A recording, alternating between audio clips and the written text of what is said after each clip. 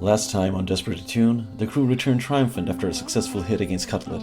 They paraded down the streets and feasted on the sausages they'd liberated from the butcher, but all was not well. Bidrohi was badly injured, and a score of this size put a target on the crew's back. Moonlit, quite displeased with both of these things, went to work shoring up the boarding house's defenses, and pinned the blame squarely on Al-Qadir, who was trying to steal some of the thunder. Initial efforts to treat Bidrohi with leeches was unsuccessful, but a visit from Ptolemy, an actual doctor, fixed him right up. There was a catch. A devotee of the Hungering One, Ptolemy insisted on setting up a soup kitchen at the boarding house, at a time where the crew could hardly afford to have strangers coming and going. But with danger came opportunity. While keeping an eye on the priests of the Hungering One, Saeeda overheard them speculating about the crew's connection to a certain Priti Chandra Videha.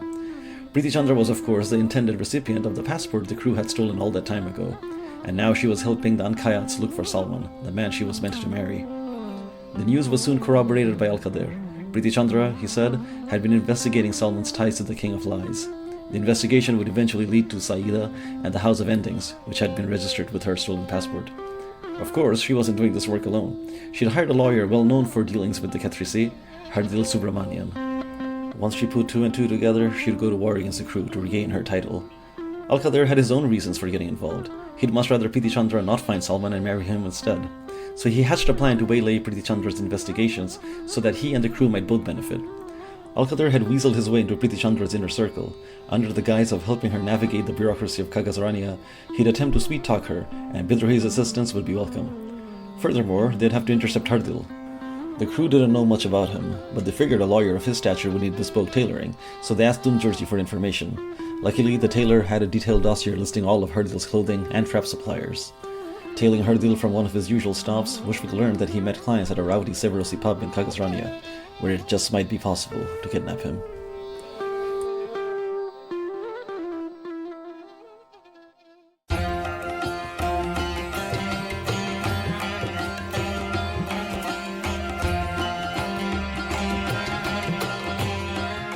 Uduasha City, where the sun is a mirror and the moon a shadow, where dancers cavort in forbidden operas, making love to forgetting and flame, where the wealthy play at war with silver swords and silken sashes, where the people mine the dead heart of a burning star for cannonballs and pipework, and where 1,000 secrets hide in a forest of paper and ink.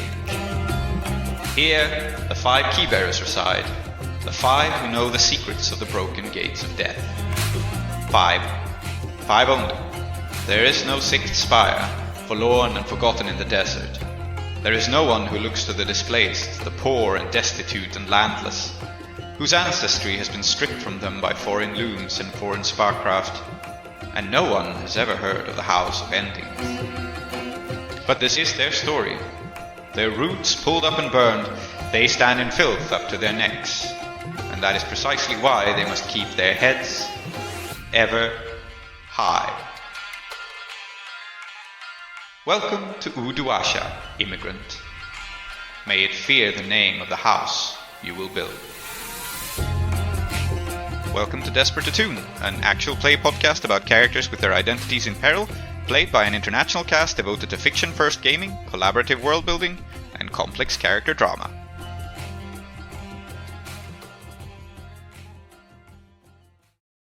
Taking a step back, there are a lot of moving parts, so just to re-summarize what is going on here, so that everyone is clear about it. Priti Chandra is implying Hardil Subramanyan and Al-Qadir, two wildly different people, to find out what has become of Salman and of her certificate of nobility.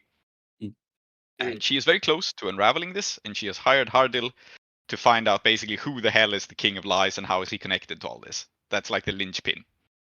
So if Hardil uncovers that information, the jig is up. And you were going to try to stop this from happening by just kidnapping Hardil and presumably distracting Al-Qadir and Priti Chandra somehow. I love that. Yeah, this is inspiring in me the same emotion that it inspired in me the last time we tried to kidnap him.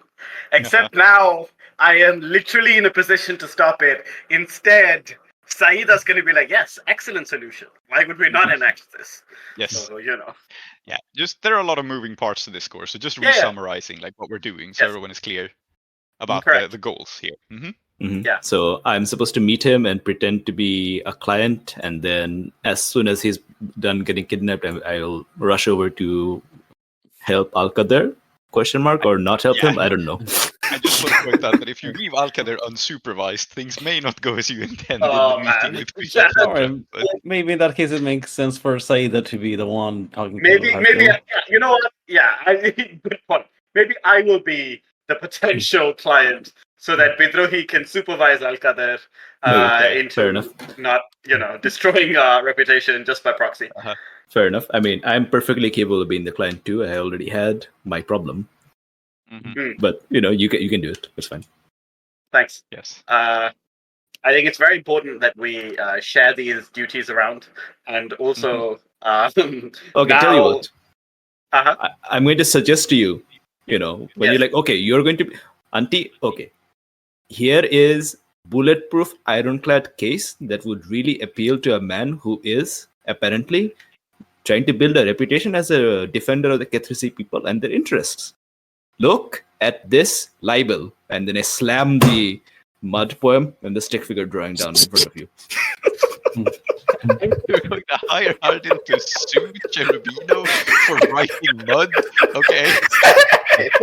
First of all, you don't sue your allies. That's like rule one of being somebody's friend is not suing them. Auntie, I love how much you're getting into this client role, but I will remind you, we're not actually hiring this man, we're kidnapping him. Okay, yeah, no, I mean that was out of character. I think in character, Saeeda will just look at you and say, okay. That's it. It's probably the most dangerous thing that she could have said to you, and that's what she does. Wow, today is full of people being laconic to be. Interesting. Well, okay. Let's. Are we ready Yeah. to go to engagement? I think we are. Okay. I will say I'm definitely getting Mr. Rohini's help, but I think I'm going to flashback that. But yeah. I think we can just include it in the engagement role, to be honest, because it just Yeah. makes sense that you would. Mr. Rohini Yeah. is your ally, and this is Rohini's turf. So. Yeah. Yeah. Just to be So- clear, do we want Al-Qadr to seduce this woman or not? I don't mind either way, to be honest. I think it would be Yeah. funny. Okay. Yeah. I mean, he's not a bad person for some definition of bad. Yes. Mhm. Okay. And who knows? Maybe she is a bad person. In which case, yeah, I don't want her anywhere near us. But I love how Al-Qadr has been involved in so many of your scores for no good reason. Yep. But, Except that we love him. yeah. yeah. Okay. So, is this score particularly bold or daring? Yeah, Kagasaranian, I think so. Yeah, fair but enough. I mean, sorry, we are trying to kidnap somebody with that while their pants are down. Correct. Yes. I can't yes. earlier. On that note, is this operation complex or contingent Yes. on many factors? I think Yes. so. Yeah. So, yeah. we're back to one. Because it just occurred to me something. Because when I first said what the plan was, it seemed to all fall into place. But what I didn't consider was how do we actually get him out of the pub without anyone noticing? Sherikatam, this is a high value extraction target, and I trust you fully. Yep. You don't even Okay, have to tell us. All right, This is the kind of stuff you don't plan in Blades, but it is an excellent question. I'll think of something. And I look forward to playing to find out. Yeah. Yes. Does the plan's detail expose a vulnerability of the target or hit them where they're weakest? Arguably, Yes. yes. He'll have his pants Who down. is not weak in the loop? Tell me this. So, two, Who is two not? dice. Uh-huh. Is the target strong against this approach, or do they have particular defenses or special preparations? I don't think so. He does not. He demonstrably did not have any defenses against this. No. And also, he has lost his very, very powerful backer that he had in the last Yeah. season. I mean, so, he's not yeah. expecting someone to do this to him in Kagasarania because it's a very stupid thing to do. Yeah. So Yeah. let's do I will. that. I will also say, how likely is it that it happens to you twice? Yes. Can any of your friends or contacts provide aid or insight for this operation? Rohini. Yes, Mr. Rohini. Yeah. So Mhm. that's 3 dice. Are any enemies or rivals interfering in this operation? Are they? Let me check real quick. Is House Enixis interfering? No, not yet. Is that the feeling? I don't think the houses are interfering. They're looking for Salman, too. Is But Captain Peregrine involved, or is Omid involved? They're both like people who are tangentially could be. Oh, I don't I was gonna say we also have a ward boss whom we've been steadfastly ignoring. yes. Yeah. Just something to think And about. the reason you've been ignoring them actually is that Captain Peregrine sort of took over in the first. Oh yes, that's in true. the first season, and Captain Peregrine has a clock to investigate you. So, Yes. but let's not say any enemies or rivals are interfering this time. Actually, Yeah. I don't think they factor in here. Yeah. Are there other elements you want to consider? Yes, a higher tier target here. I do think that Hardil is still like he's not Oh yeah. the top mob lawyer anymore, but he still is a mob lawyer. So I think his tier and experience factor into this. So you're 2 dice. Yeah. Oh, 2 dice? That's a lot of dice. Wow. I will roll because I'm pretending to be the client. Yes. So I'm gonna roll 2 dice of an engagement. Mm-hmm. It's a 6. Oh. Very nice. Nice. Okay. Control position. Very It's because nice. Saeeda's actually, as previously established, the vizier of the House of Lies. If there's anything they are good at, it is lying. That's true. So, It would be embarrassing if we were bad at this. Sorry, yeah, go on. yes. So, Bidrohi is not going to be at the pub. Bidrohi is going to be where Al-Qadir and Priti Chandra are, I guess. Yeah, we'll see.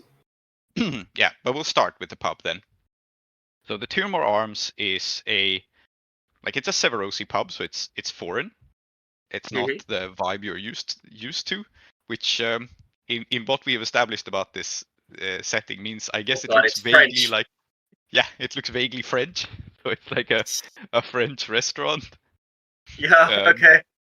There are checkered tablecloths. There are lit candles. There's. This is why it's bribery. It's not being bribed by beer. It's being bribed by haute cuisine. Yes. It's a brasserie. Yes. It's a brasserie. Yeah. Mm. Yeah, it's a brasserie, and it has obviously it has expensive wines. I mean, it can still be good beer, like Belgium exists. Yeah, fair enough. And not in this world, it doesn't. But okay. Anyway, the thing here is that Hardil is already on another job, but you're approaching him to be like, I want to hire you. And so I think since this is a controlled position, but you are not past the first obstacle is simply approaching Hardil. And the reason this is controlled is that he was planning on meeting some contact here so he could bribe them, right? Yeah. And I think the straightforward reason why this is going well for you is his contact is late. So he's sitting there, he's looking at his watch, he is very annoyed, but at the same time, the Uduashan bureaucracy moves at a glacial pace, so it's not like this is super unusual. He's nursing like a wine. Yeah, because exactly. It's not unexpected. Yeah. I think even though this place has beer, and it's probably what he plans to do the bribe with, I don't think Hardil is a beer guy. He's totally a wine guy. No, he doesn't. Yeah, he doesn't strike me as a beer guy either. I'm not gonna lie. Okay. He's enjoying a glass of wine, just like waiting for his contact to show up. Yeah. I will approach him. I think that there is some attempt at not really a disguise, but at least I've done my hair up differently or something, right? And I also have a glass of yeah, I have a glass of wine in my hand, and I will approach him and I will say, I'm so sorry to bother you. You are the Hardil Subramanyan? Oh man, now I have to do Hardil's voice, I realized. Yes. Yeah, I know. I was waiting for you to realize this. I was like, yes, now it's your problem. Yes. So he looks up, the light catches in his glasses, and he says, yes? Well, I noticed that I presume that whoever you're meeting isn't here, and I was wondering whether I could have a moment of your time. He takes up his pocket watch, he looks at it, so long as to be rude towards you, almost as if he's hoping that as the second pass his contact will show up, and then he sighs and he says, yeah, I suppose I have time. Thank you so much. My name is Saeeda Ankhatam. You may have heard of the sword school that I'm familiar. the He cuts you off. Great. And I and she's just like, okay. Well, I was wondering if I might beg your services on a matter, just your advice. I don't wish to imply that I could afford your fees, but if I might just ask a question of someone much learned in the ways of this city's power structures, its bureaucracy. Well, there's no rule against simply asking questions, and all you'd be wasting is my time, which is being wasted already. I'm sorry to hear that. And I think this is the first time you're seeing Saeeda kind of like not a cantankerous old auntie. Right. Yeah. I'm curious about something before you answer. Yeah. Based on what we know about Hardil and his role in, well, briefly subjugating the Kithracy, I don't know if that's still going on through any of like Munna's shell corporations or whatever. How do you feel about this man? I don't like him very much at all, which is why I'm trying very hard to like him. Yes, Right. good. So I'm just gonna like kind of motion to the chair because I haven't really been given permission to sit yet, but I presume he lets me sit. Yes, I mean, it's not his table. He's just Sure, sitting yeah. here. I think he's in fact sitting at the bar, so you'll have to like. Oh, he's sitting up. Oh, even better. Mhm. Yeah. So I will sit down, and I will say, well, I have something of a problem. You see, it seems that I have filed some incorrect paperwork, and my ability to disentangle myself from this issue seems, quite frankly, impossible. And I was wondering whether is it even worth attempting, or should I merely just pay whatever fee they demand of me? I think make your first roll here. Yeah. Because you are outright lying to him. It's a controlled position. Yes. They're not very high Yeah. stakes. You Yeah. might find out that you're lying, but you might have many, many reasons for doing so. Yes. So. So sway. Mhm. Right. Controlled. Standard. It's 2 6s. Oh, it's a critical. Okay. Wow. Yeah. I will say that this is one of the most useless rolls to ever crit on because again, it's a low stakes conversation so far. But yes. Maybe not. Well, I think what happens Okay. is that he, for whatever reason, he takes interest in your question, and he will order you a drink. And since he's a wine guy, what he will do is he will order you a wine bottle because your whole goal was to like try to get him to go to the bathroom, Absolutely. right? So I think your crit bonus here is he orders a wine bottle to split with you, which means he's going to be drinking more than he was really planning. But it does also mean that I may also be drinking more than I'm planning. Yeah. Yes, sure. But he is finding this whole affair like very tedious. But he will listen to you, and we don't have to like listen to you elaborating your whole case. I think like you've swayed him enough that he's willing to listen to you and talk to you and like have a drink with you. I think what I want to do, by the way, is Mr. Rohini has probably told me, like, given me some information about the kind of thing that he might find interesting. So maybe part of this is I'm dangling exactly the kind of bait that he does find himself intrigued by, right? So I'll mention some specific form, some specific something that I'm having trouble with this, and he's like, wow, nobody's heard of this form except me, right? Okay. So your crit bonus, if you want, can be that this guy has a favorite form, which is a thing to have. Well, I mean, it's like maybe you have some specific weird legal principle that only you care about, right? Yes, and obviously, Mr. Rohini has told me, Yes. No, go on, Obviously, he is very curious about the people who have filled out Form 43, Section 7. Section 7. Oh my God, I've just done this to myself. Yeah, great, fantastic. I'll tell him that. That's no problem. Yeah, so maybe what I'll tell him is I filled out this form and I have the form, but it seems like in order to actually use it to get in, like the form is not enough, and I'm like, how dare you say this to me, right? So maybe I should do care about this. Yeah. You may mark your special item, which is Form 43, Section 7, which has never before been useful in any way. Correct. Yeah, I've never gone into the well. Why would I need to yet? By the way, I will mention this. In episode 0, I said my initial plan was to find furniture made from my ancestral mangroves and burn it in the well. That's why I had this form. I have made 0 progress towards this so far. Yes. I just want to show everybody I'm still thinking about it. Yeah. So and that's why it costs mental load. Yes. So you show him this form, and he gets quite curious. And let's not beat about the bush here. You rolled a critical hit, and whether or not you can get him to like go into the bathroom is not the interesting part here. Yeah. It will. Oh, yeah, absolutely. So, in fact, I think let's just say that I will tell him I filed this form, and let's just establish that maybe I have tried to use it. I have all of the documentation, and even though I have all of the documentation, I haven't been let in. And this is like one of the very few things in Uduwasha where like having the right documentation doesn't get you in. Probably because going into the well is mad, and you can't just do it in the form. Yeah. Yeah. Absolutely. So he will take interest in this, and he will talk at length about like, yes, well, because of the safety constraints that apply, very interestingly, you must also, and then he goes through that. Like, you basically must, like, you can legally force yourself inside, but then you must basically sign a waiver that says like, I don't hold the city responsible if I die. Yeah, absolutely. And also, you must wear, for some obscure reason, wear a hard hat. Yeah, great. Only a hard hat though, no gloves. Yes. Not necessary. Yeah. Okay. So yeah, I'm just gonna like genuinely talk to him about this, and I'm gonna slowly but surely get sozzled, right?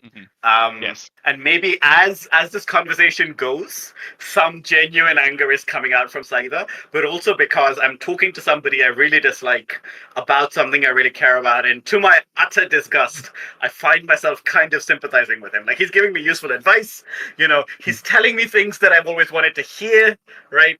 And I don't know if anybody listening or anybody at this table has had this experience, but sometimes someone you really don't like, someone for a petty reason, will just say something you're like, wow, you're right, and then you hate yourself. Yes, that is what has happened. Yes, and so he is going to go into the bathroom. Like, he's going to go do that after having had his wine. But there are 2 things going on here. One of them is he does not bring his briefcase into the bathroom because that would be weird. Why would you do that? Yeah. So that will be left here. Yes. Conspicuously, almost suspiciously, unoverlooked. Like, he just leaves it by the side of his chair, which is a little weird. This is something that would draw your attention normally. The other thing is that when Hardil is gone, his contact is going to conspicuously enter. Yes, of course the contact is. Very good, yeah. Because, I mean, you got the whole situation, like, they are delayed, but they're not delayed forever. Yeah. No, So absolutely. And they're going to recognize the suitcase, which is why it was left behind. Absolutely, Yeah, exactly. And so a short-statured, relatively plain-looking woman with black hair in a square cut walks over towards the briefcase and, like, very visibly looks around for Hardil. Like, because I'm just going to, I will wave at her and I will say, he's gone to see a man about a horse. Thank you. What? Would you like some wine? Why not? Why not? Great. A third person to add to this lovely party. Fantastic. And it's on his tab. So in fact, if I can, I'm going to order another bottle of wine on his tab. Yes. Well, actually, it's the 4th person because the surprise guest is in the bathroom. Yes. Well, yes. So she is carrying just a small folder, I think, of papers. He doesn't have a briefcase or anything. She's carrying a small... and she has the look about her that she doesn't really know that this is important. It's like he has requested to take a look at these papers. Yeah. And again, the whole bureaucracy operates like a little bit shadow legally, right? So it's one of those... Absolutely. Does he have the permission to see these papers? Probably not, but... Yeah, but, she has the permission to show it to whoever she deems, kind of. Yeah, great. So she has basically an unmarked mysterious manila folder. And this may actually be relevant. Yeah, I recognize that you have left 2 things in front of me that I want to grab. But before that happens, let's see what everybody else is up to. Yes. And then, So, before we cut to Bidrohi, I think it makes sense to see Mushfik. So Mushfik is hiding in one of the stalls. Yeah, I kind of want to set myself up for success here, so I don't Okay. think Wushvik just, came into the front door, went to the bathroom, and didn't come out for, a long time. I think that might raise too many questions. Some questions. Yeah. So let's maybe, I don't know if it's gonna be a flashback, but what Wushvik's gonna try to do is enter either through like the back window or through the roof. And I'm also gonna try to set up some way of extracting Hardil from the bathroom. So if maybe I'll set up some kind of like rope and pulley system on the roof too. And pulley system, yes. So, sure. Yeah. Let's have this be a role of some kind. I think it's Yeah. also controlled for you because you have this going for you. So controlled standard tinker to set up a rope and pulley system, I guess, unless you have some other. Yeah, I think I don't see how this can be anything else because Okay. Okay. So I will offer you a devil's bargain in this case because I don't think you're good at this sort of thing. No, I am not. So you have a rope and pulley system, and I think your very funny devil's bargain will sort of affect your success here, which is you have a rope and pulley system through like the thin inner ceiling to the pub's attic, which is where you entered. So you don't have a straight way in or out. So if you accept it, you can have a bonus dice, but you can only hoist him up into the attic initially. Okay, all right. Do I know what the layout of this bathroom is? Are there windows? Is there like I don't know, skylight? Roll for bathroom layout. Yeah, I was going to say actually, I think this action, like the success and consequences, it makes sense that they describe the bathroom. If this goes horribly, then the situation is very bad for you. If it goes swimmingly, maybe as a crit bonus, the layout is nicer. So I was suggesting we handle it like that. Okay, let's do that. Yeah, so it's controlled standard, and basically standard will mean like you have an opportunity to ambush him if it succeeds.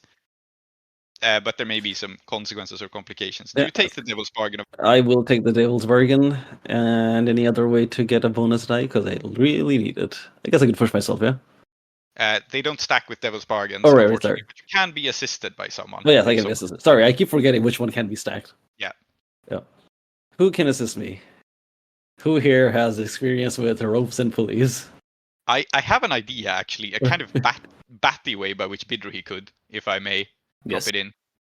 You know who works with ropes and pulleys a lot is actors for being lifted into the air and whatnot, and you have been hanging out a lot at the opera.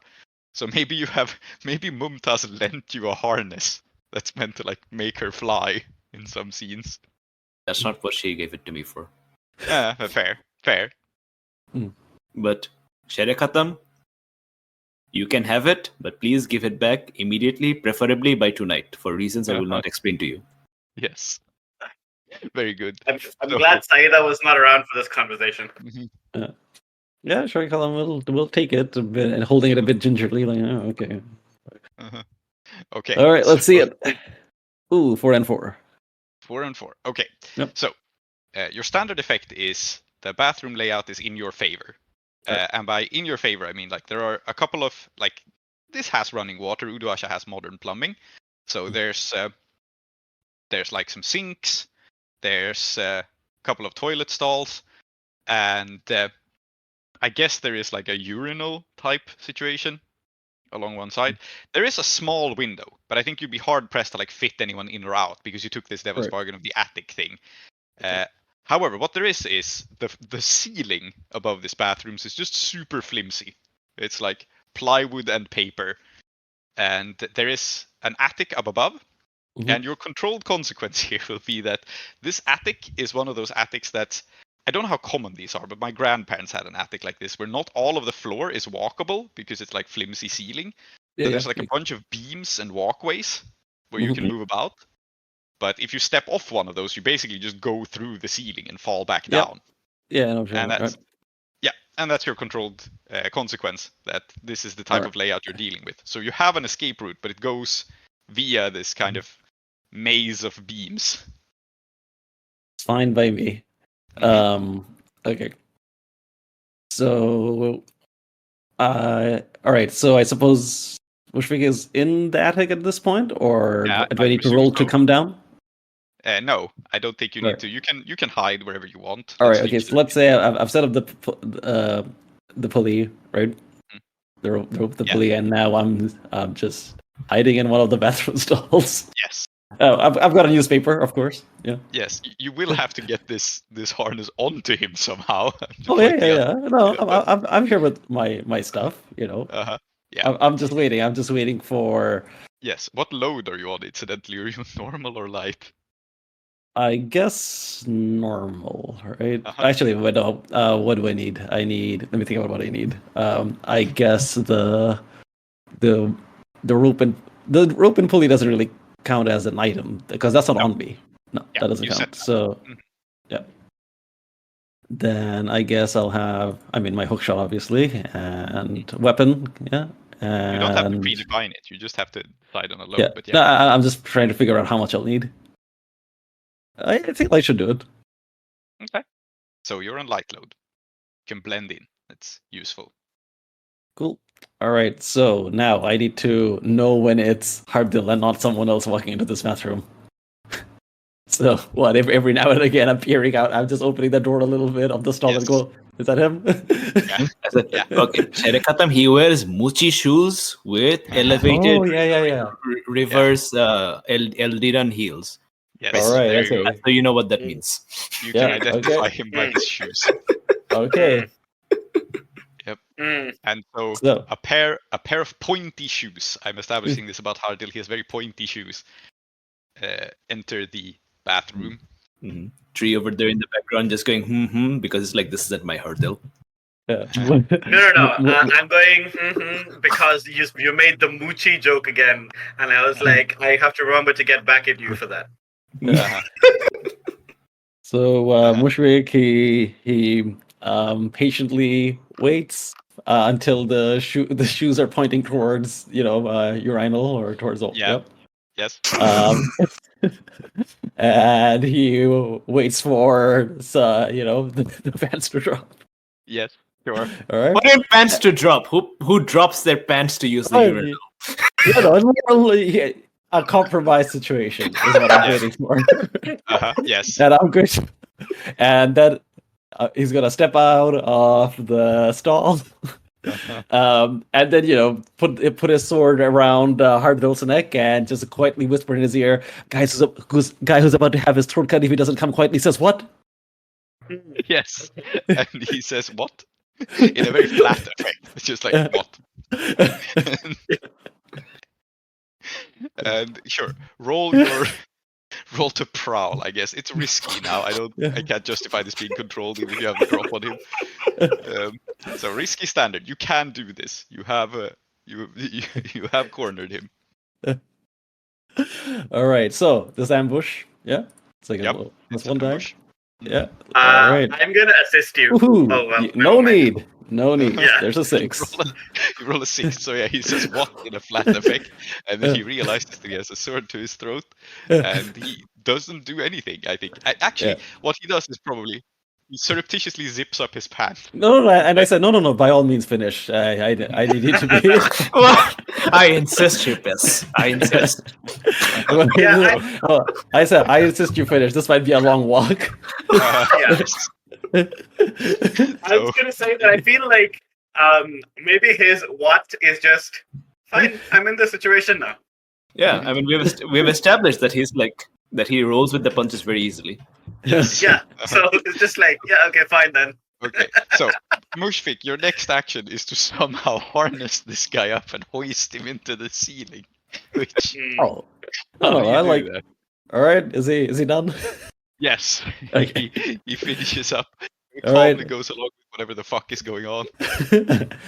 I'm going to assist you because All right. I mean it's a separate role, so but it's still the same Yeah, thing. the next role you Yeah, can so- assist. Yeah, I was gonna assist in this role by continuing to drink with this person and delaying like whatever next thing was gonna happen. But yeah, the hoisting stuff, that's not me. Okay. Yeah. Yeah. So I think it's a roll again, Mushfik. Just to Yeah, like get so him out I of thi- here. But yeah, I think you I'm- have set yourself up so well that your position is once again controlled. Like he's not going to do anything stupid. I am nothing if not polite, so I'm gonna say, look, please, sir, please don't scream for help, sir. It doesn't matter to me at all whether you live or die. I just need you out of the way for a bit. Please tie your. So I'm gonna hand him. So I'm holding him at sword point. I'm gonna tell him that. Yeah, I'm just gonna tell him, like, please attach the tie your feet up with this rope. This is where it's this too, because last night I showed you how to put the harness on someone. Yeah. And then we went through a drill to see if you can do it within 15 seconds. Yeah, okay. Right, and now you're giving him the drill. Okay, fair enough. Yeah. I think if you're going with this action, I think it's some sort of social. It's probably command, right? You're instructing him to do this. Does it make sense? Yeah. Okay. It's your call. Yeah, I think so. I mean, you could also be trying to finesse him into the harness. Yeah, that's fair. We can also frame it as a finesse. It's controlled standard, either way. Well, I mean, why wouldn't I take the one where I have more die? Yeah, exactly. I mean, have you met us? Like, I often take the one where I have less dice, just so I can roll no dice. That's no, it. but finesse makes some sense since you've gone through the drill of like how to do this. So you're going to tie up his feet. Also, part of this action is actually hoisting him out here, which is definitely more of a finesse thing, like doing all of this subtly. All right. So if we want to roll all of this into one action, then yeah, finesse. Yep. Ooh, okay. 2, 5, and 4. Okay, so you succeed. First of all, you hoist him into the ceiling. It is not a problem. And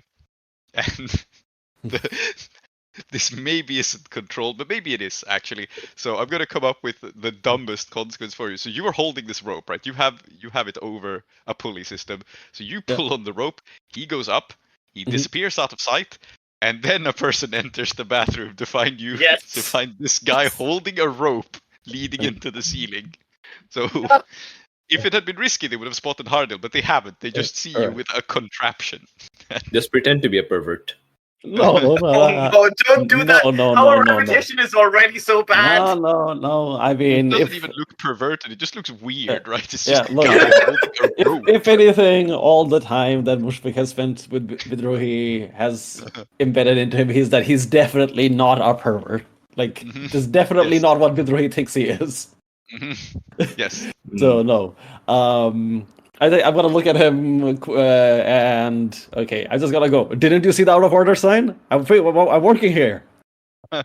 Nice. Yeah.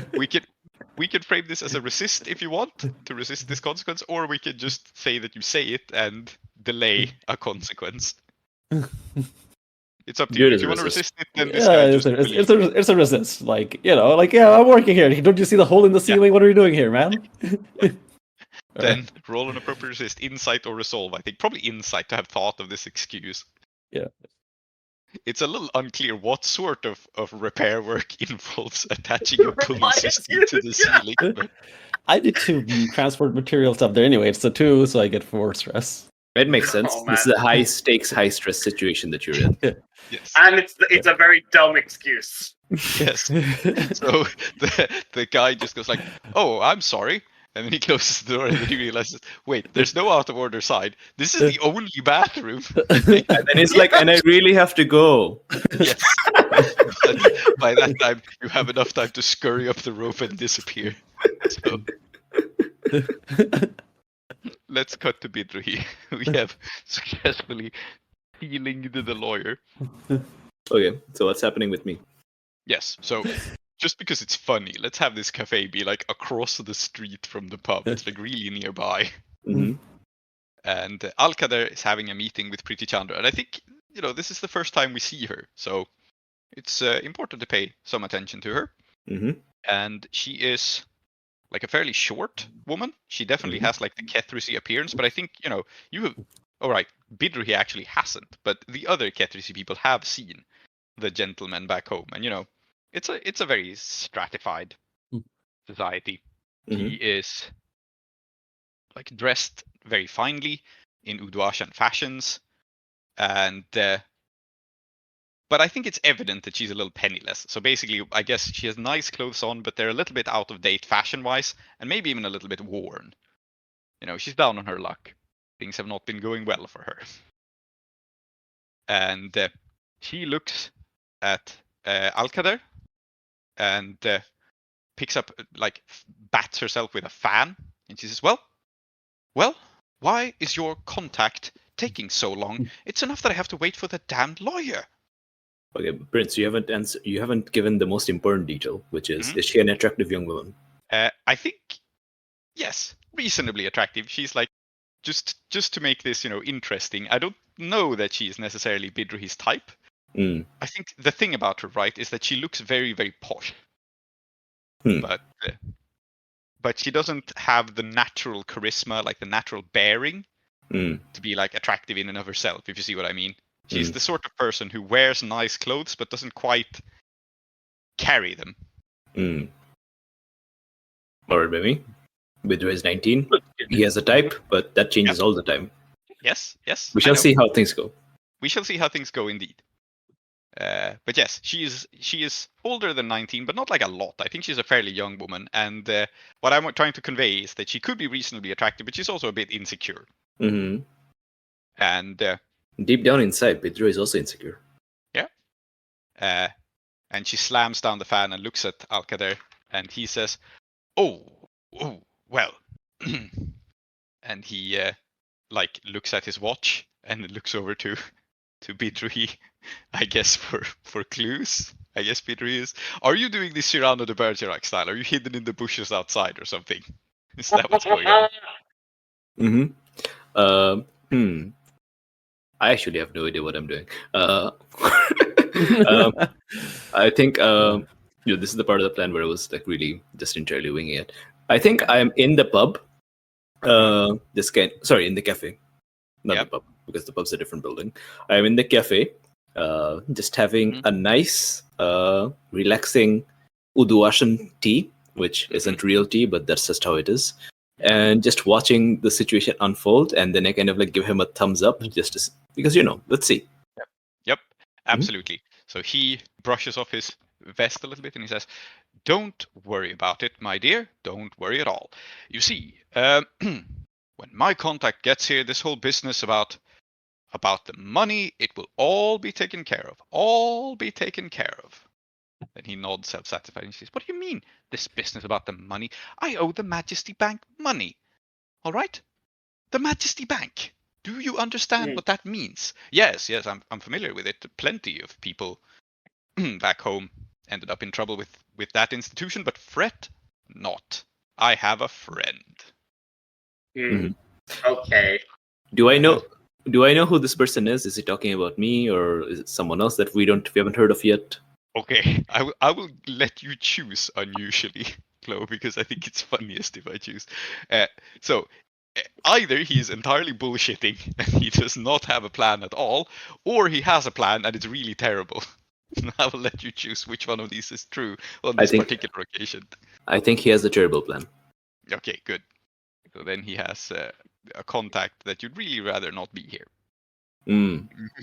Perfect. Okay. So that person is on the way. And the question is if you know about it. I don't think you do, but he nods and he's like, "Yes, don't worry. The whole bank thing, it will be dealt with." This is the first time I'm hearing about any of this, so I'm like, huh. Yes, of course. Okay. I want to see who this person is, because I don't know how to play this yet. Yes, excellent. So, I only have one idea, and I'm going with it because it's dumb as fuck. God. Yes. Well, you see, in Uduasha, money is not always as important as connections and collaborations with the right person. And it just so happens that there's a man who's very interested in your case, he says with a bright smile, and then he says, "Ah, here he is now, Captain Peregrine, come in." Oh, why would you say yes? Oh, for fuck's sake. Always pick the option where Alkader Ankatam doesn't know what he's doing, because then you can tell him what to do. So Captain Peregrine's about to stroll into the... Well, yes. I guess he just strolls in, right? Yes, he just strolls in. And he says, yes, good afternoon. I understand your lady friend... yes. Very unfortunate. Don't you worry about it. This sort of matter can generally be handled. Say, your family, Vidaha, back in Kethris, I have a couple of questions about them. And he glides down and takes a seat, and what is going to happen is that he is going to start. Now he is turning this around. Now this is becoming his investigation, and unless you do something, he's going to finish his investigation clock to figure out, like, why is this woman not noble and what happened to the paper. Okay. Bidrohi is going to spring his plan.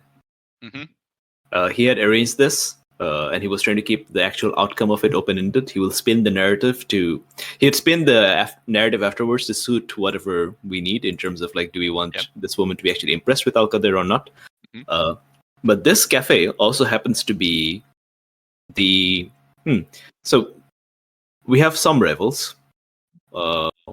We have Jasper's Jizilchis, which is Omid's group. We have the Falling Star.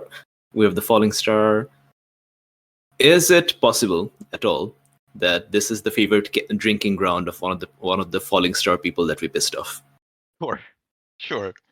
So, but do they know me? Is the thing. I mean, one of them does. Hambi Rao knows me. Hambi Rao knows you. Yes. Yeah, because what I want is someone to start a fight with me, and it's not my fault. Okay. Does it make sense that it's Hambi Rao, or does it make sense to be Turzan Diamond Tooth? No, Turzan Diamond Tooth doesn't actually know you. Yeah, but maybe now he does, because afterwards people knew about the rising moon, and I'm a very public person. So maybe he does. Yeah, I think Turzan makes more sense, just because Hambi Rao is actually, like, somewhat level-headed, and Turzan Diamond Tooth is an absolute idiot. Yes. He's the sort of person who would do this. Yeah. Just like me. Sure. So your plan is at the very moment that Peregrine enters and starts fiddling with this investigation. Turzan Diamond Tooth he's been there for all this time, but I've been hiding from him. And now is when I strategically stand up and kind of like stretch my arms, and then I kind of like go, "Oh, Al-Qadir sir, it's me, Bidrohi An Khatam. Remember me? And hello, Captain Peregrine. It's me, Bidrohi An Khatam of the Rising Moon Sword School." Okay, roll something to provoke Turzan. And the reason that Turzan is here is that you have provided him with vouchers. I think this is how for fuck's sake! He was promised a free coffee. That's why he's here. He was like, I mean, it's very important that we note. Yeah, he's a moron. Turzan Diamond Tooth, like, incredible. Will cut you to bits by just looking at you. Has 4 brain cells, and they're all devoted to his teeth. He's trying to cash in, like, a hand-drawn voucher for a free coffee. Okay, there's a very quick zero stress flashback where I'm like, okay, remember, Balmurad, how you put some shit into Turzan Diamond Tooth's mailbox, so you know where it is. This time, don't put the shit, put this. Yes. Very good. He has a voucher for a free coffee and cake. And he is very aggressively trying to cash out his free coffee and cake. I mean, he's a celebrity. They probably give it to him. But yes. Okay, that's what's happening. Yeah. Let's see if you can distract him. So it's an action, and I think it's risky.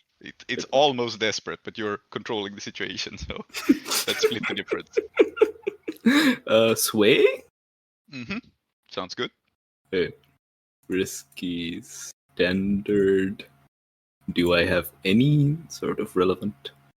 I feel like I don't know how anybody could help you with this.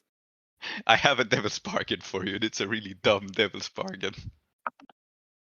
Oh god, yeah, go on. The waitress that Turzan is harassing is like a very beautiful young lady who does not deserve this kind of treatment. Oh, for fuck's sake! Okay, tell you what. Bidrohi, I'm on my feet. I'm on my knees. Okay, tell you what. It's no longer an action roll because I'm going to demand satisfaction. So I'm taking this devil's bargain and I'm just making it fiction. Okay. Yes. Like, very good. Diamond Tooth sir, how are you? Diamond Tooth sir, what are you doing? What is this kind of behavior? Look, listen, can you not see that this young lady is a minimum wage worker? I don't know that they have minimum wage here. They don't have minimum wage here. Can you not see that this young woman is both very, very beautiful and also very, very underprivileged. Whereas, sir, you are both very privileged and very beautiful. This is very big power imbalance. And, sir, I think you should apologize to her right now, or I will defend her with my sword. Okay, so take 1 stress to draw their full attention, plus 1 stress for eating. Do you want any extra features? He has no companions, so avoiding his companions is not. But do you want to draw a supportive audience from the waitress? You can pay an extra stress for that. Or Actually, I'll just very briefly retcon the very last thing I said, because I don't want to say I will defend her with my sword, because then I'm the aggressor. Yeah. I want to provoke him into a fight where it's his fault. Yes, absolutely. I buy that. You will defend her honor. Yes. Sir, I will do what I have to do, but I would rather not, because you are very cool. So how many stress are you spending? Okay, yes. For a few minutes rather than a few moments. Yes, I think I would like a few minutes. I mean, I assume that I'll get their full attention anyway. There's no one else for them to fight. Right. Yeah. No. They don't have companions. Supportive audience. Yeah, supportive audience. So 3 stress. 3 stress. So, yeah. The baseline 1 stress, the few minutes, and the supportive audience. Yep. So people hear your name being shouted out tonight. I guess someone, like, you say this, there's an eerie silence as Turzan turns around, frustrated with his lack of free coffee. And then someone in the back of the cafe just pipes up like, "Ketris in the mud!" Why does it sound like that? Because it's a very small person. It may even be a child. Yes, it may even be a child, in fact, who saw the Ketris in the mud. Oh, this is a very good message to put forward before the Ketrisi gentle lady. Yes. Maybe she's a patriot. Yes, and so Turzan Diamondtooth holds up his empty mug, which he brought himself for some deranged reason. It's his lucky mug. Yes, he holds up his mug. That says number 1 Ustad. And he points at it and he goes, "I have not had my coffee yet, so I guess I'll have to warm up some other way. Punk." Sets down his favorite mug very carefully. Sir, if you warm up even more, I don't know if Uduasha can contain 2 fires as hot as the Udu. Yeah, it's a very strange sort of challenge I'm doing, where I'm gassing him up and complimenting him. Yes. And I think if he had 5 brain cells, he would be confused. But he doesn't have that many brain cells, so he's not confused. And more crucially, he has no coffee. So he advances on you, and I mean, he always carries his sword on him, so I guess he draws it. And Peregrine, who is after all law enforcement, looks up at this in some dismay and discombobulation. And yeah, you have what you want. Turzan Diamondtooth is fighting you, and you have the attention of the entire cafe. You also have the attention of your rival, Peregrine. So, but he's a rival because he's looking into me, but he doesn't hate me, I don't think. Yeah. Yes. Okay. So Turzan Diamondtooth has drawn his sword on me, and I'm like, what do you do? Okay, this is serious honor for me to have sword drawn by Turzan Diamondtooth, but I mean, yeah, you know what? I'm going to draw the sword out as well. I'm going to draw my own sword, and I'll be like, "Sir, I am doing this for your own good. Please don't make a spectacle of yourself. I mean, you are, of course, very spectacular, and you make a spectacle of yourself all the time in Colosseum, but that's a different environment. It's very different here. This man is member of the Falconers, sir. Please see reason." And I'm going to defend myself as I'm trying to pretend I'm talking him down. Okay, so what are you actually trying to accomplish here? Okay, so here's the thing. I can't actually beat him in a fight.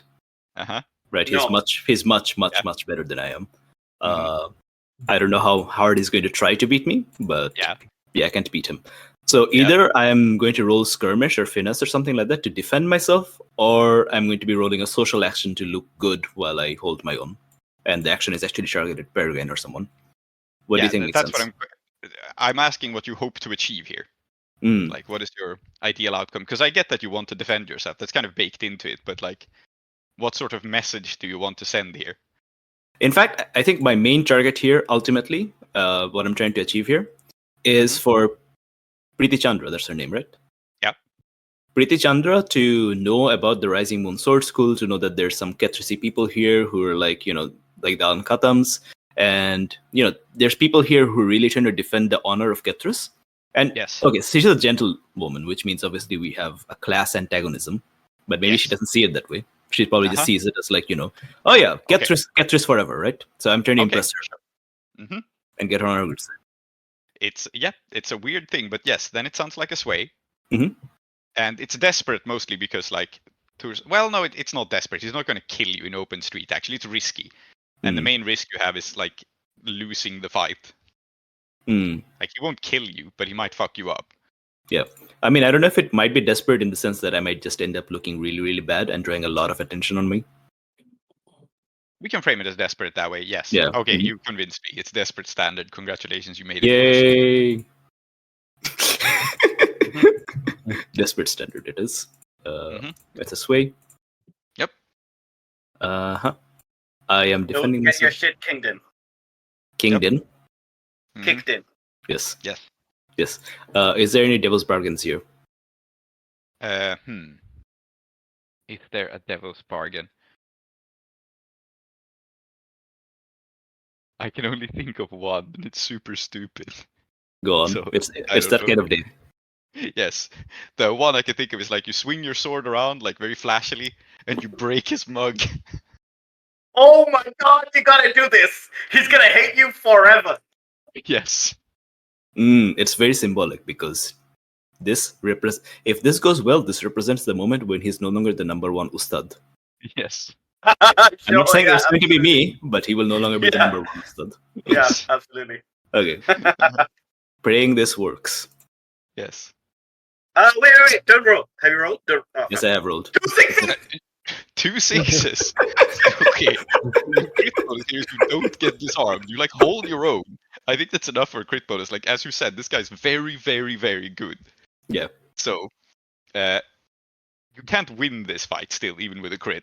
But what you can do is not lose it. You can like fight him to a standstill. You also break his mug, piss him off, and Preeti Chandra is very impressed, and she is definitely aware of you. And this is a good thing because she was investigating what the hell happened to her property. But this is unrelated. This is just like, wow, hey, Kethri is really cool.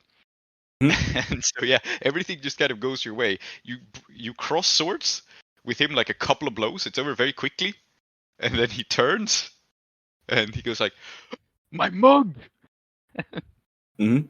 And because he has 5 brain cells, he doesn't immediately realize that it got knocked off the table in this fight. Oh, like, incredible!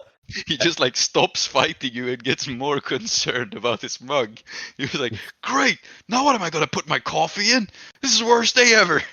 As he turns away, I'm going to very theatrically go and then kind of like spin around, and I'm going to land crash bang into the table that Preeti Chandra, Alkadir, and Captain Peregrine at.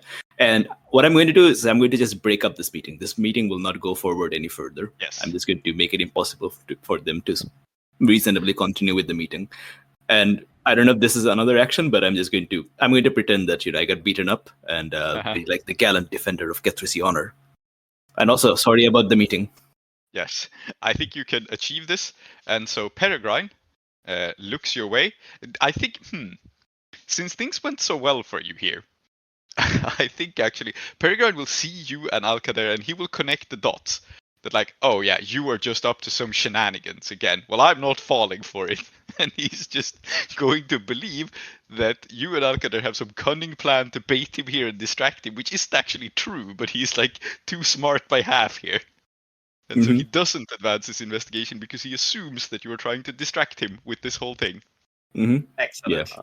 Okay. And if there's a moment afterwards, maybe once we're outside in the cafe and I'm like, ow, ouch, oh, look, I'm so hurt. And, then I point at my actual lingering injuries. And how is Priti Chandra reacting to me, by the way? Yes, so she is absolutely smitten by you. I mean, you rolled a critical, so she looks at you and she goes, "I had no idea there were such sword fighters in back home. Priti Chandra Vidaha," she says, introducing herself because she has no reason to, and she says, like, "And what? Pray tell, what house are you of?" Oh God, do I dare? He just assumes that you are nobility because you could fight with a sword, real cool. Do I dare? Do I do it? Do I do it? Yes. Yes. Do I dare to eat a peach? I'll be like, oh, I am Bidrohi of House Ankhatam. And then I kind of like give Al-Qadr a look of like play along. Just like a real quick glance. Bidrohi of House Ankhatam. We are of a gentleman family that has fallen on hard times. Very, very hard. And we are here making ends meet in Uduasha in the hospitality ghetto. But I assure you, ma'am, even though we are on hard times, we have not forgotten that the noble obligation that the gentlemen have to shepherd the common people of Kethris. And so we cross swords with any miscreants who dare dishonor and come and who want to take advantage of the reduced circumstances of the Kethrisi population here in Uduasha. We would love very much to show you around our area. And Al-Qadr sir, he is our spiritual guru. Yes, indeed. What he said: no compromise with evil forces. No compromise whatsoever. So yeah, Al-Qadr throws in, and she looks between you and Al-Qadr and goes, "But is this? I had absolutely no idea. I thought you were just some bureaucrat or some petty politician," he says, looking at Al-Qadr. No, have you forgotten his last name? Ankhatam. Yes, Ankhatam. Petty politician? No, not I. I have greater ambitions. Nobel politician. Sir is. I think. Okay, so honestly, I think it's very clear that I'm out of character and just making all this up. I have no idea where I'm going with this, honestly. Yes. But I think also I am trying to distract her away from. I mean, we have successfully prevented her from going forward in this current avenue through kidnapping Hardil, and I think now I'm just like throwing more oil in the water. Yes, exactly. I think now you're just confusing it. So I was about to say, let's cut back to Saeeda, who is the heart of this. So you have successfully thrown Peregrine off the trail. You did break Tursan Diamond Tooth's mug, which there may be consequences for that down the line. But let's cut back to Saeeda, who is, there is a woman here waiting, there is a tempting manila folder, and there is a tempting briefcase. Do you do anything? If not, something's going to happen. Yes, I am going to do something. Because judging by the total lack of sound and the general, wow, I can only think of non-English words. Hullabaloo. Yes, that's a good word. That everything just sort of kind of gone fine. I'm going to be like, oh, well, maybe the plan has gone okay. In which case, I'm going to look at this woman and I'm going to say, I won't lie to you. I think that he's having some kind of stomach issue. If you want to just leave the folder here, you can see that he's left his briefcase. I'm sure, he trusts the bartender to look after it. And, I'm going to be here for a while because, well, I'm going to have to finish this bottle, but I don't want to keep you. So, and I want to just convince her that, like, she can leave the folder with me. And then she's not really leaving with me. She's leaving it with Hardil. Which is fine. We don't know anything about this woman, so let's just say risky standard, and let's see if you can do it. Let's see if she. Yeah, great. Risky standard. I have. I'm good at swaying, which is nice. I'm just gonna roll this. I think it's fine. I was wondering whether I wanted to. No, I will push for a die here because if this goes well, then like this just finishes the score. So risky standard. 1 bonus die from pushing. 6. It's a 6. Lovely. You're rolling so well this entire score. Yeah, I mean, like, Yeah, this is ridiculous, to be honest. And like the So, other yes. 3 dice were all fails. Yes. So she nods and she says, "Well, I want no part of this, and you found out nothing about this from." And then she realized that you had no idea who the fuck she is, because she never introduced herself, and so she just puts down the folder and leaves. And she's like, "Well, if there is trouble from this, Hardil might be upset, but no one knows it was me, so Yeah, like no exactly. one else." And once that happens, I'm gonna finish this bottle, by the way. Mhm. Then I'm gonna pick up the folder. I'm gonna pick up the briefcase, which I know is trapped, so I'm not gonna bother opening it. Yep. And then I'm gonna calmly walk out. Okay, I think we only have one element left. This has gone so well. And Yeah. the one element left is Mushfik getting out via the attic. So you've hoisted Hardil up, you climbed up yourself. You're in this like kind of derelict attic.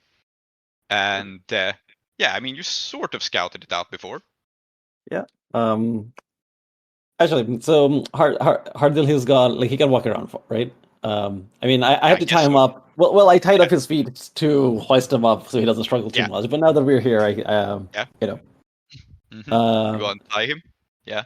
Yeah, I'll untie his feet, but like, yeah, I mean, I think he understands that if he tries to run, I'm gonna stick him in the back with my sword. You have a weapon, yeah. Yeah. So yes.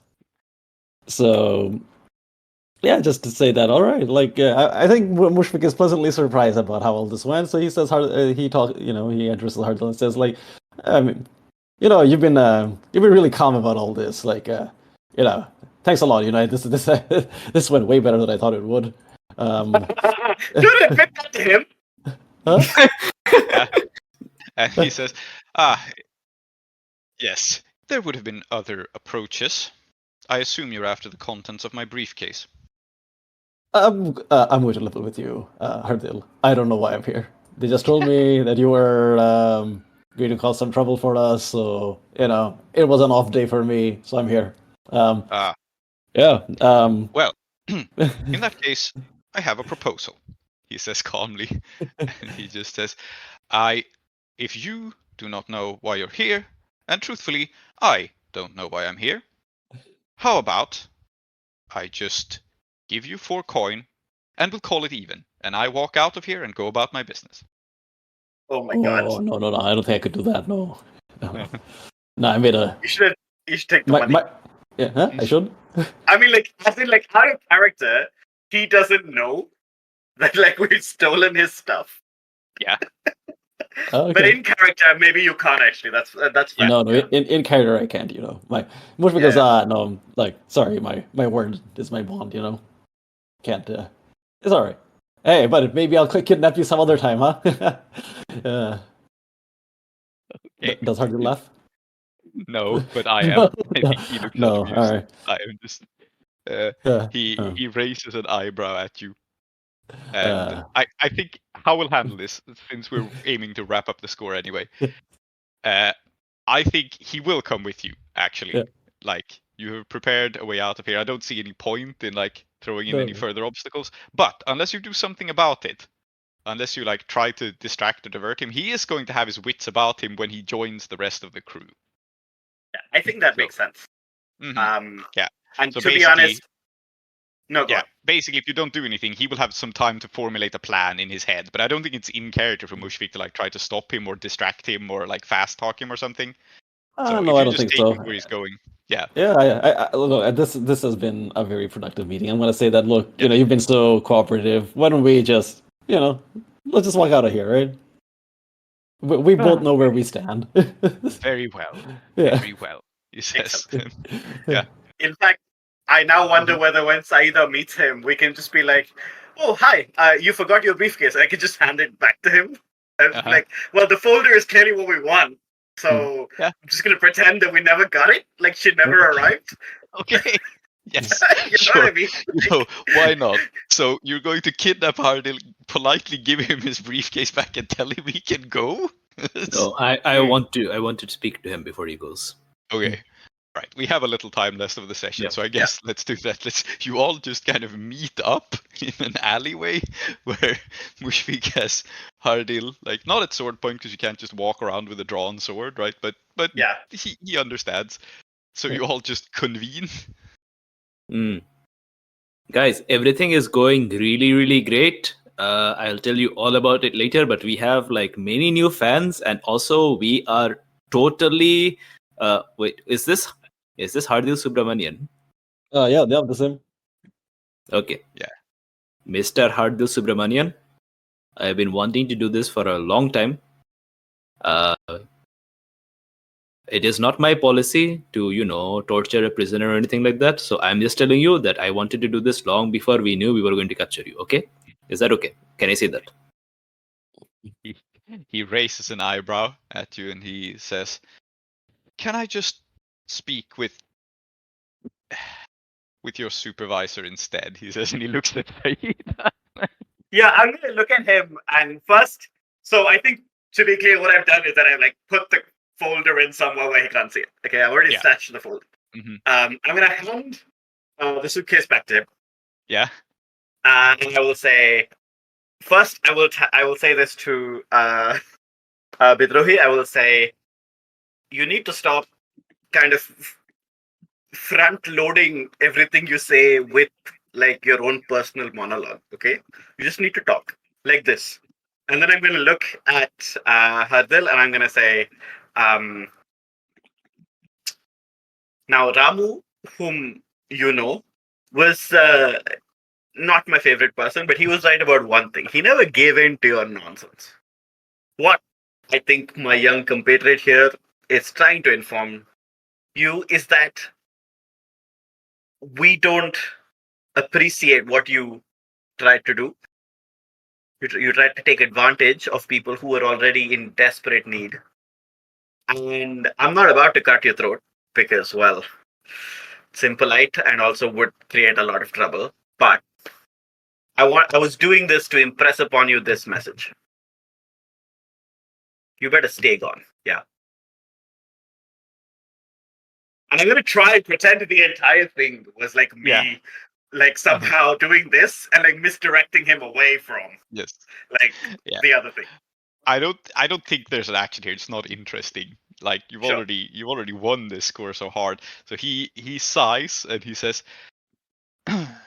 "Well, I don't know your name, my friend, but if the message you are trying to send is to not ever do business with the people of Kethris again, I believe I did not need to be further instructed." Because this has gone horribly. Yeah.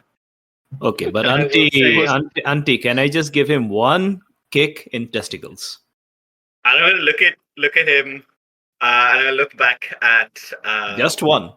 Hardil, and I'm going to say, I have no doubt that this man wears a codpiece. I have no doubt that he wears a codpiece, by the way. I think that like one of the reasons it took him a while to zip back up is that he was like fitting the codpiece back before he zipped up. Yes.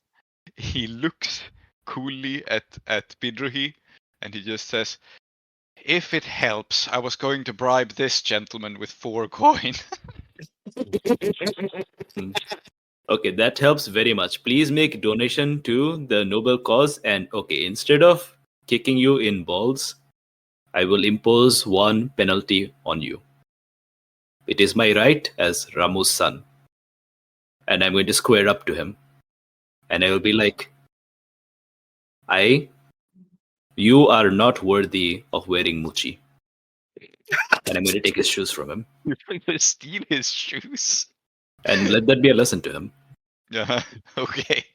So, well, what is going to happen if you take his shoes is that he's not going to pay you a bribe, actually, because this is already a donation.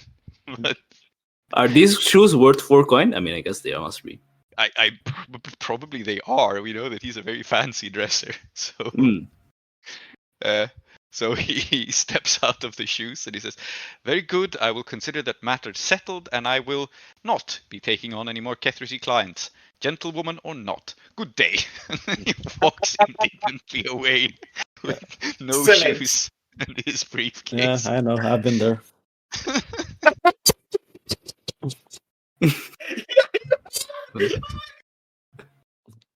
Okay, And- Auntie, look, the eyelets are made of real Severosi silver. But surely Bidrohi won't just keep the shoes, right? Surely he will sell them and donate the proceeds to the Hitler's cause. Okay, Bidrohi, now you must take the ghost weapon thing, because if the shoes have Severos's silver in it, it means that they can be used to kick ghosts. I just want to point this out to you. Oh, Jesus. That is true. Oh my god. That is why he wears the Muchi shoes. Yes. So that he Yes. can kick ghosts. Yes. Mm. It is last ditch defense. You can't bribe a ghost, so if one turns up, you need to be able to kick it in the nuts. I think as I realized this, I looked down at the cowboy boots I'm wearing, which are also Muchi, Mm. as we've established. And I'd be Yes. like, well, what do you know, son of a gun? I'm gonna look back at Bidrohi and I'm gonna say, are we done now? Can Yes, we we are. please leave? Thanks. And then this is when you realize one of the reasons that they're acting a bit out of that they're talking a bit more casually is also that they're drunk. Right? Like she's like just like talking more as if she's your age or she's like among contemporaries. Because she's down 2 bottles of wine now. Well, Okay. Two bottles of Jesus Christ. Yeah, because it was all on Hardil's tap.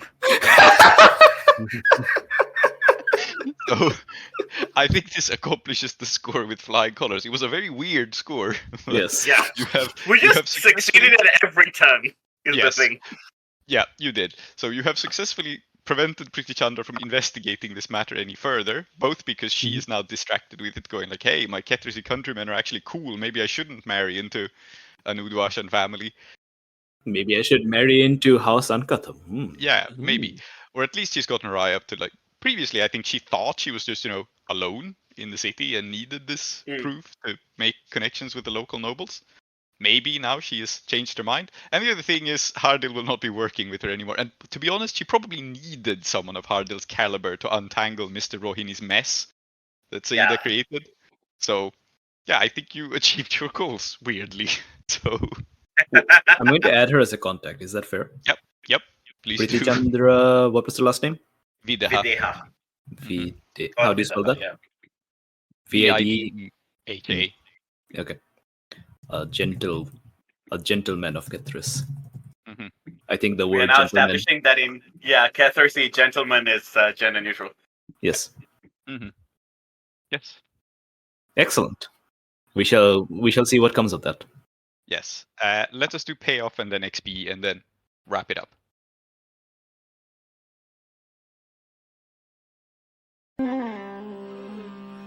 Here close the doors to the House of Endings. Those who dwell within are Zoheb, called Klow, Aadiyat, called Soap, Soumithri, called Tree, and Emma. I have been Prince, your host. Our city of Uduasha is based on Blades in the Dark by John Harper and Evil Hat Productions, with special thanks to Johnstone Metzger. Follow us on Twitter or support us on kofi.com/desperateattune. If you want to engage further with us, we also have a Patreon at patreon.com/desperateattune, where you will get our newsletter, extra content, and updates from Uduasha.